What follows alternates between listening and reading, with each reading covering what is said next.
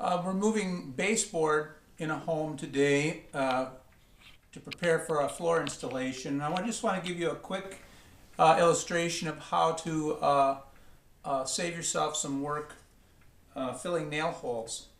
I've removed a piece of baseboard here, and we always want to pull the nails through to the back side as opposed to tapping them out towards the front, because when this piece was nailed in place, the nail holes were then puttied, and we want to just leave that in place, and can do that simply by pulling the nails through. I'm going to illustrate just how quickly that works. What I'm going to be using is any side cutter will work.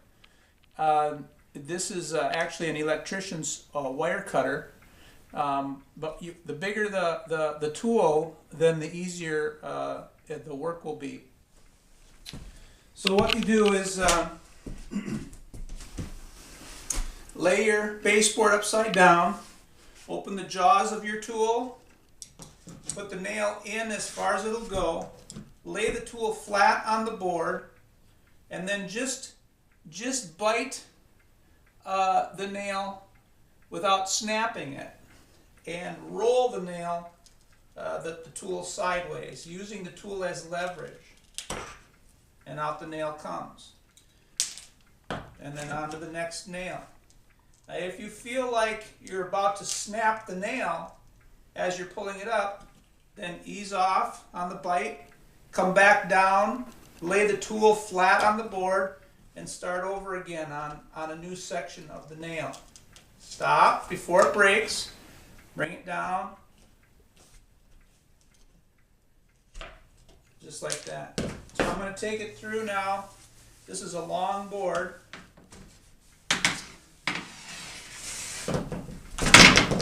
This won't take any time at all.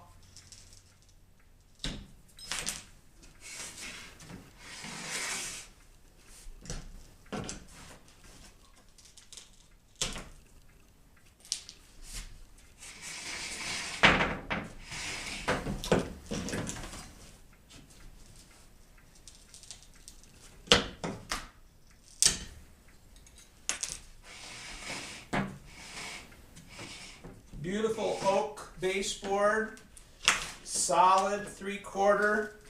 We don't want to just throw this away, we want to reuse it.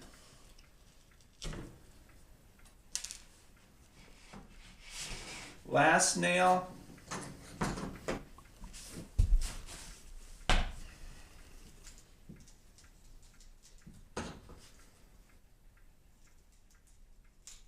Ooh, that one was a bugger. When you get to the end of a board, sometimes the nails are quite close to a board, and sometimes the board is already split a little bit. And so what you want to do, instead of rolling your tool towards the end of the board, that's a good time to roll in the opposite direction, away from the end of the board. And now, of course, when we reinstall this baseboard, we will have to putty our nail holes, but we don't have to go back and re-putty the old ones.